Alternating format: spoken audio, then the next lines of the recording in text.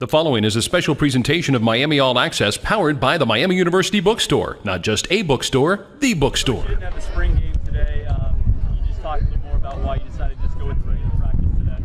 8 offensive linemen. That's really what it comes down to. You can't really have a real long scrimmage and lack of depth at a lot of spots, and we can't afford it as much as we'd like to bang and go crazy and really compete. And we're not at the stage depth-wise. We have to build our depth in years to come, and when we 2-3 years when we have our depth, we'll probably have more of a normal spring practice, not just the spring game day, but more of we've got to modify a lot of things we do just because we're short on bodies at some key positions that we knock a couple of those out, we can't have a team. We cancel the season, so not good. Looks like Hendricks is the number one. Can you talk about what he's done this spring? Yeah, he's done a good job basically first a fit man. He didn't come here riding in on a white like he does. Andrew's a great kid. Anybody knows Andrew Hendricks. He's humble, he's no ego, he's hardworking.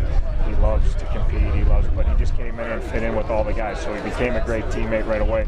And two, he's really tried to help all the guys, not just the quarterbacks, but learn our offense. Obviously, unfair advantage that he's been in our offense for 2 years.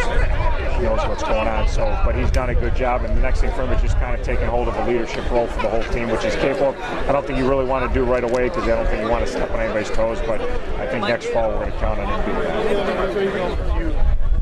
Number one, quote unquote, or how do you phrase that? You must have any practices. Hey, there's no naming. There's just spent 5 minutes out here. He's clearly our number one quarterback, so it's not. Yeah. There's no. For the public, I don't know. You can name him if you want, but for us, everyone on the team knows who the number one quarterback is. Could you evaluate your spring overall, Phil? Overall, pleased. Very pleased with the kids' effort. Very pleased with them trying to really learn big picture stuff and not just memorize different positions.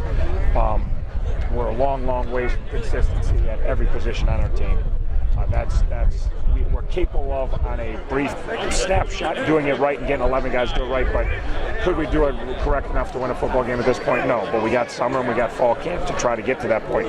But I think they understand what we're looking for, and I think that they've been very diligent of trying to really become students of the football game. They're great students of the classroom. We need to become equally adept at, if you can pass Miami class, you should be able to understand the game of football pretty good. So they've worked hard at that, and we're very pleased with that. What's the Chuck Martin way? What's the mindset you're trying to instill here? Just that we're gonna compete every day to be the best we can be, no matter what.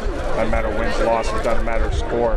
When you play Miami, it's not going to be fun to play Miami because they're going to compete for 60 minutes. And as you get more and more talent, there'll be less and less fun to play us. But just a lunch pail, blue collar mentality that we're going to come to work and we're going to out prepare and we're not going to fight you. And if you kick our butt on Monday, we're going to try to fight you again on Tuesday. If you kick our butt on Tuesday, we're going to show up in the playground on Wednesday and say, hey, we want one more shot at it. And just have that mentality that, hey, it may take a while, but we're going to be persistent and find a way to get it done. Another question, Sean. Have you gotten any, now that you've seen them in action and not just film and everything, have you gotten any more of an impression as far as having playmakers for your offense? Yeah, I think the kids kind of stepped up. I think Spencer Treadwell, Spencer McKinnis in our run game have done some really nice things and have some natural feel, because part of running back is God-given ability, and then part of it's having a little bit of a knack and feel of where to go. I think Damon Washington has shown he's an athlete that can compete and do things at this level. He has not shown the aptitude to understand what the heck we're trying to do yet, so we're working on that, but he's shown himself as okay. He can athletically put his foot in the ground, do some things.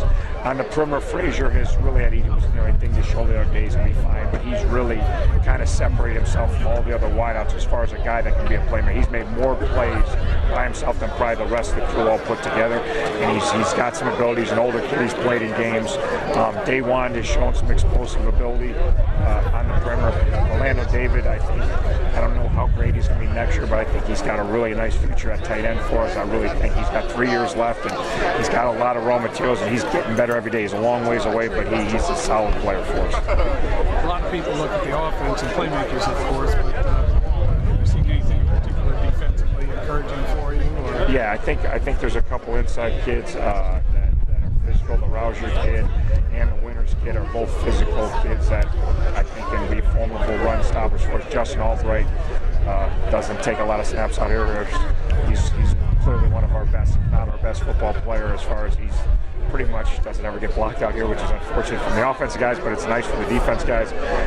Obviously, Kern's been out all spring, but Kern's a proven player in this league. That's a playmaker on defense. And I think on the back end, there's a number of kids. I think, obviously, Heath Harding has some good experience from playing as a freshman, but he's made a bunch of plays this spring. I think Lo Woods made a bunch of plays this spring coming from Notre Dame. And then I think Quinn Rounds has been really not necessarily a surprise athletically, because anybody that's ever followed him basketball knows athletically the kid's really a tremendous athlete. But he hasn't played football in 4 years, and he really hasn't played a ton of DB, and he's really picked things up, and I really think he can help us. He's made a lot of plays this spring, and if you see him play basketball, you knew he'd go get the ball when that ball's loose, whether it's a rebound or a bad pass. Quinn could go, and he's kind of carried it, we didn't know it translate, but it looks like it's translated pretty good.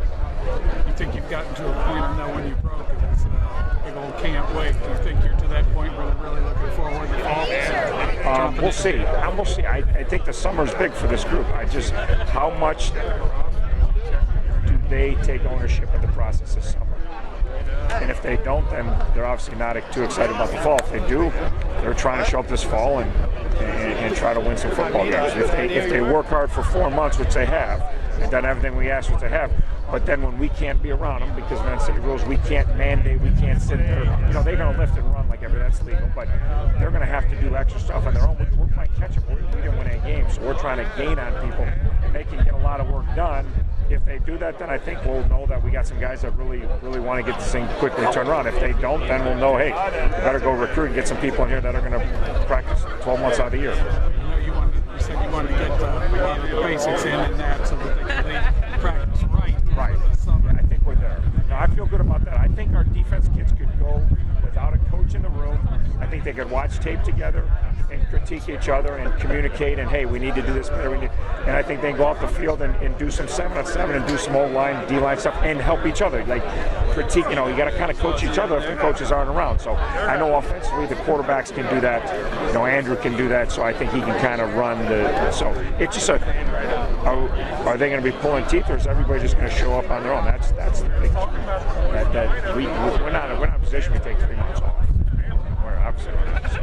I think they're excited, but I think that's if they work hard this summer, I'll be excited, regardless of how it turns out in the fall. If they work hard this summer and do the things that I know is necessary to be good, I'm gonna go to battle with them, and we're gonna have a great year regardless of record.